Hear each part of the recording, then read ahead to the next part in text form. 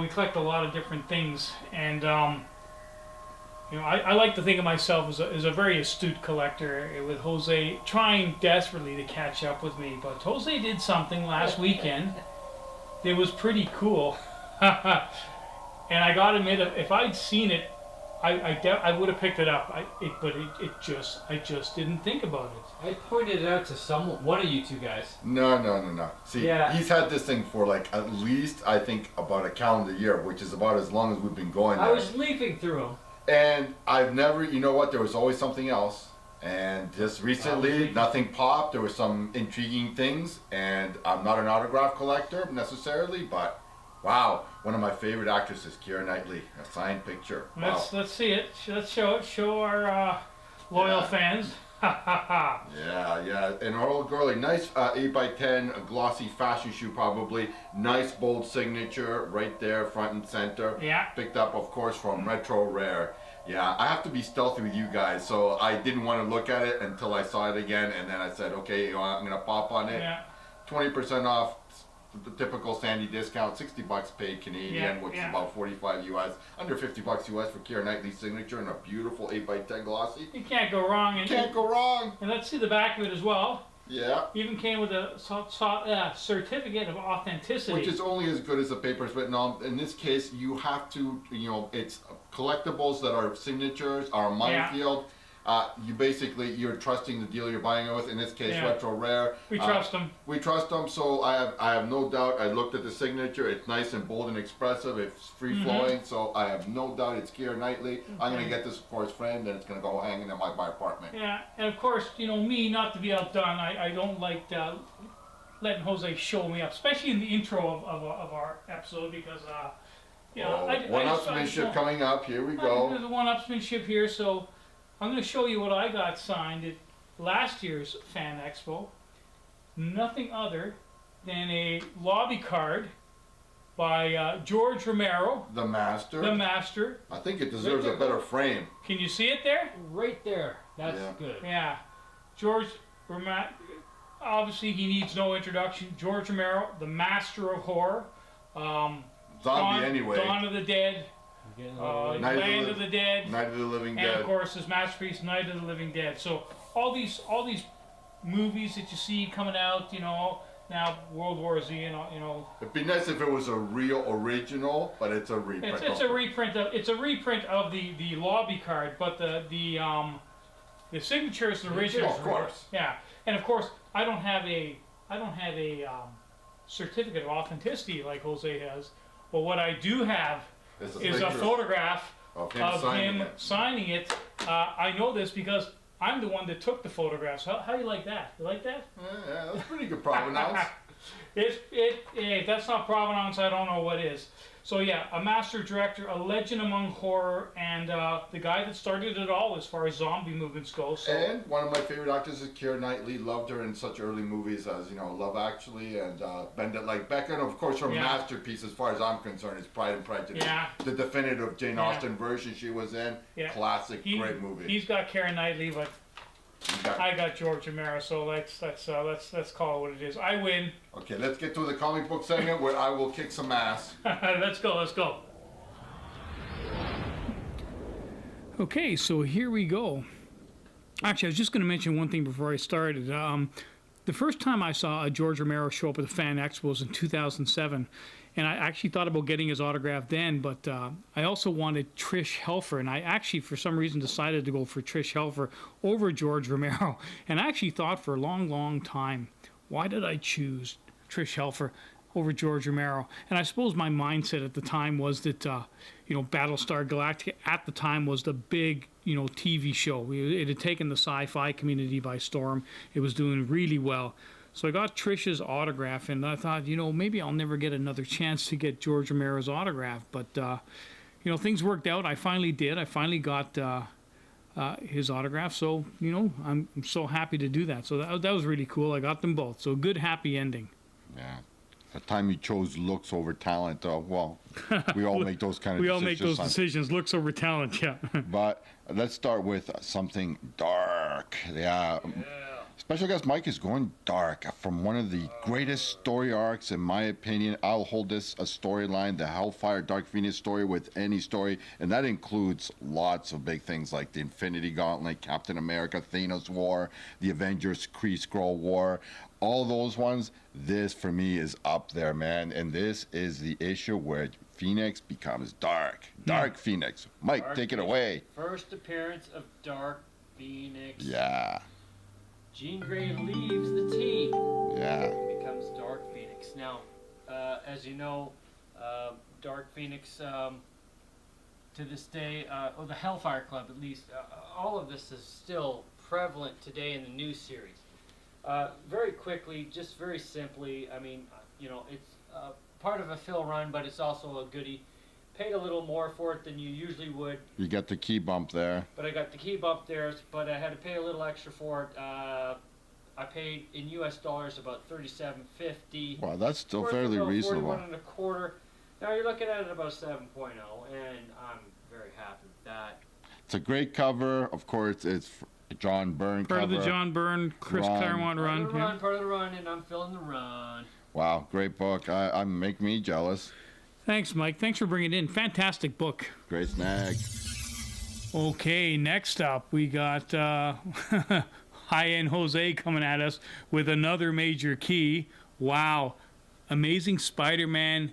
Number 51. Yes. Wow. Well, this YouTube channel episodes are called Silver Age Dude, so I'm probably some Silver Age goodness here. Silver Age. Yeah, from August of 1967, of course. This is the second appearance of the Kingpin, Wilson Fisk.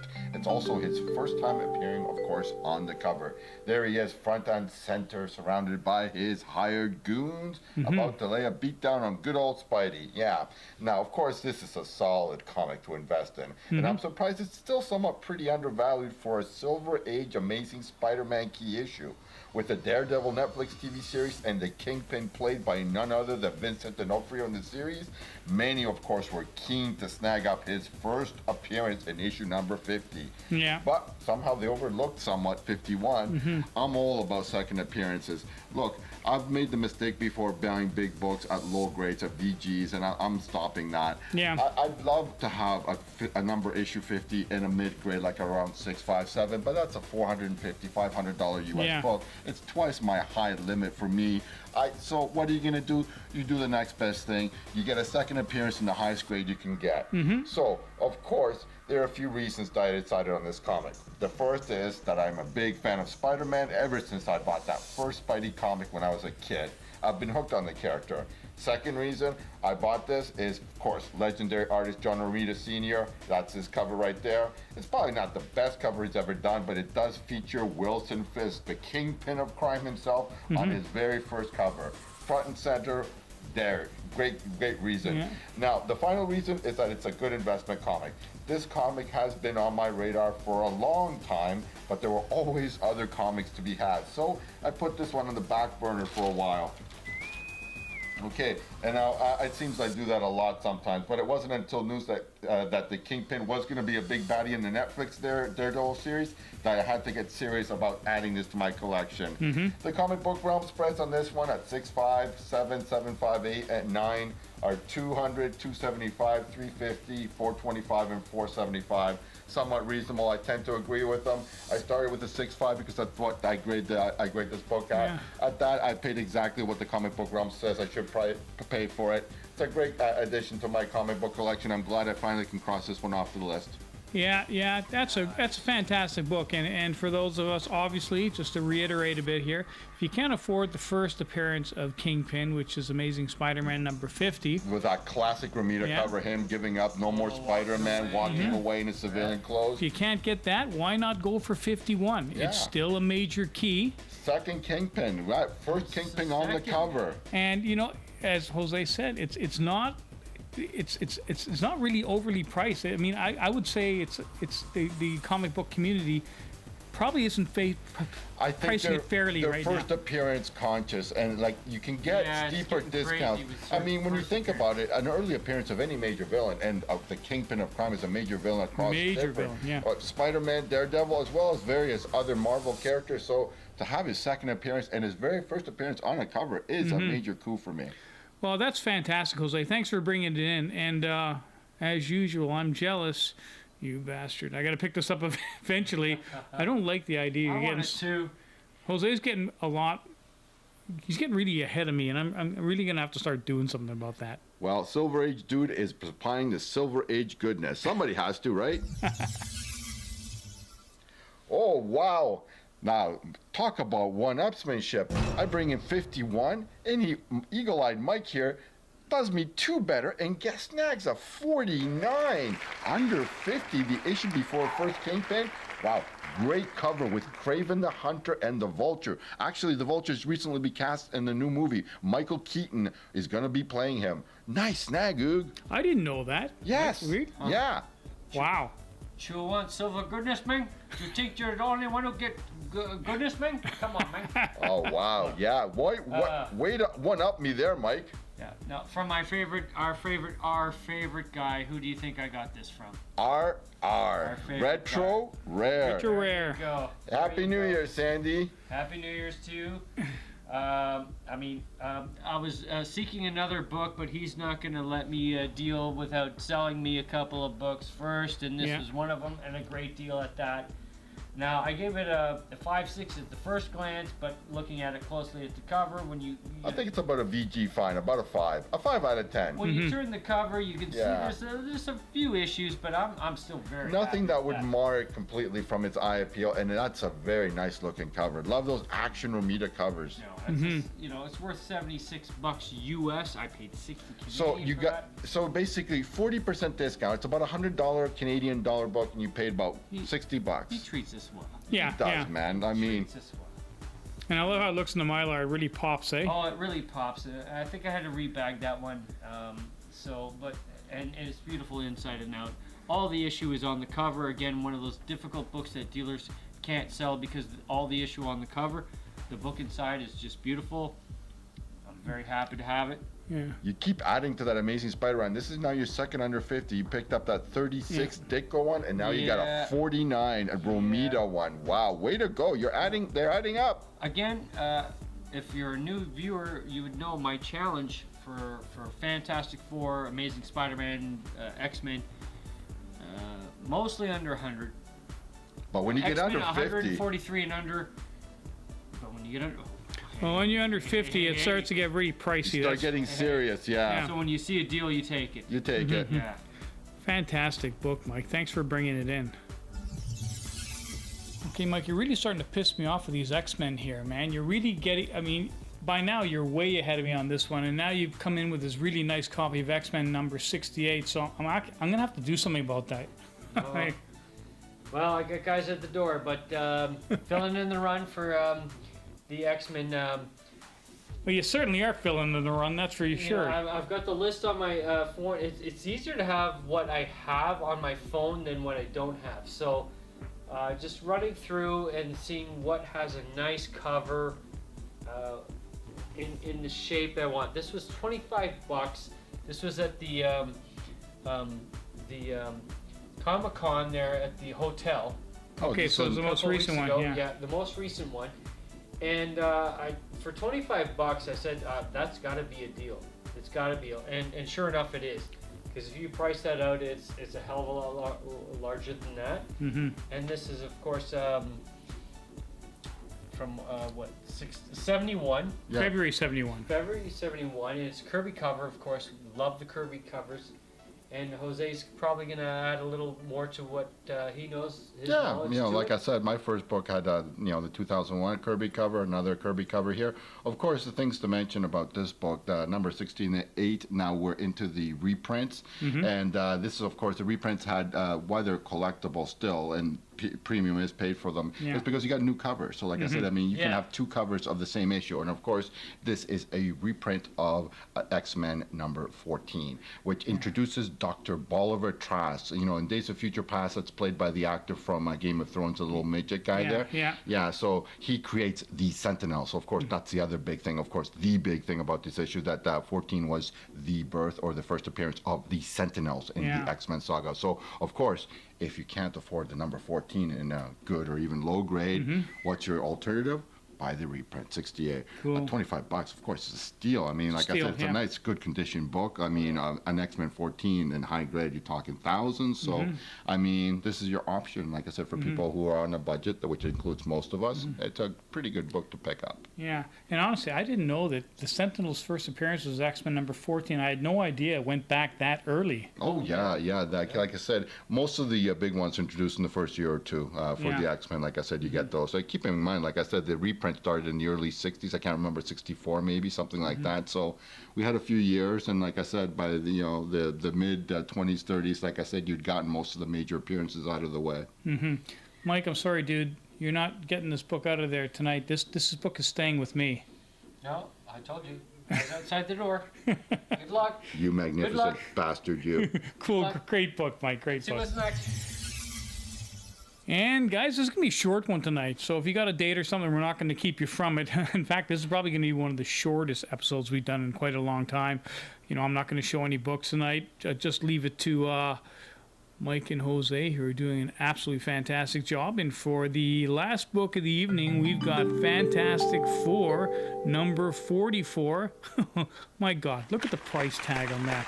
Where are you getting your money? I think one of us is making too much money. That's what I think. Says the banker. that is to laugh at. Yeah, I scrounged my pennies. I took part of my vacation pay and part of my Christmas bonus, and I snagged this in the wild, along with that Amazing Spider-Man. Same dealer, great pickups for me.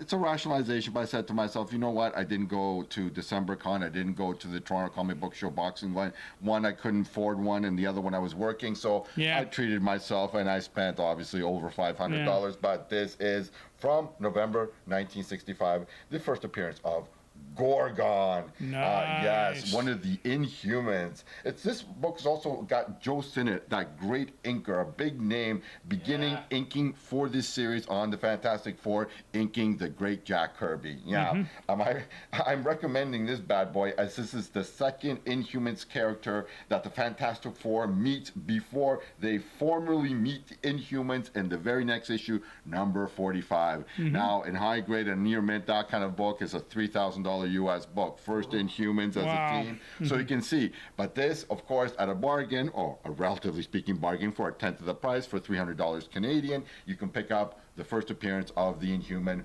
Gorgon there, front and center on the cover. Now, in this issue, Johnny Storm happens to run into Medusa, that other Inhuman, whom is trying to escape someone called Gorgon. Now, this is the first appearance of Gorgon, as we said, and we should all know by now that Gorgon is the cousin of Black Bolt and part of the royal family of Inhumans. When Gorgon finally comes into play, he reveals that he and Medusa are from the same race, and she is forbidden to mingle with others. He was sent to retrieve her, but of course, a battle between Gorgon and the Fantastic Four takes place, and even Dragon Man gets in on it. For Dragon Man first appearance, people, it's issue number 35. Cool. Fantastic Four. Now, legendary Joe Sinnott began inking this series with this issue, and there is a good chance of Gorgon appearing in an Inhuman movie or TV show as a major supporting character if either ever comes out from development hell. That would certainly give the book a kick, wouldn't it? Yeah, it would definitely give it a kick in the butt. Not to say that this issue, of course, isn't expensive in high grades. It is, as you can see, for the price I paid for it, but that's mostly because, of course, it's an early Fantastic Four issue. A high grade CGC this issue is still between $400 and $500 US. Which is still relatively cheap considering many other Fantastic Four silver issue keys are already above the $1,000 grade mark or near it for 9.4 near mints. Example, first appearance of Medusa in issue number 36 has already heated up and is going for crazy dough at that grade. $1,200 and more US for a 9.4 on that one. The comic book grade realm splits on this bad boy for 7, 8, 9, and 9.2, and I would judge this about a 7, are 179, 276, 309, and 325 US. I paid a little bit more, but that's the heat involved in having an Inhumans and an Inhuman first appearance on it. But I agree, it's a great investment. My lowest Fantastic Four issue. You've been sharking up on them, Oog. You've given me that inspiration. 37. But also, my thing is, they're not pressing any new Fantastic. No, and they're not. New Fantastic. So it's a nice bookend. I picked up and showcased that 129 first Thundra. Now I've got Bronze Age first appearance goodness, Silver Age first appearance goodness. Nice symmetry there. Great pickup for me. Expensive book, but glad to have it. Wow, two very nice keys there. Unbelievable. Wow, that's amazing. And Mike, good show, good work. Thanks for bringing in your books. Thank you. And Silver Age guys. dudes are showcasing the Silver Age goodness. So let me go off with special guest Mike. Yes. Hoy hoy. and once again, guys, sorry, short and sweet tonight. Short and sweet. If you like what you saw, leave a comment. We love reading them, and we will see you next time. In the new year. It's already the new year. Hi. Hoy hoy.